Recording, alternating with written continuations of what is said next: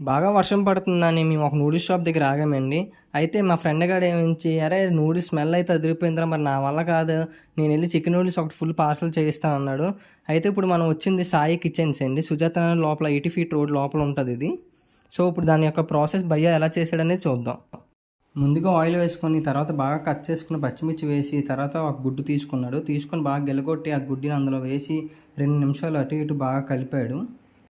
కొద్దిగా చికెన్ ముక్కలు వేసి బాగా రోస్ట్ చేసి, ఉల్లిపాయ, క్యాప్సికమ్, క్యాబేజీ వేసి ఆ 2 కూడా బాగా రోస్ట్ చేసాడు బాగా.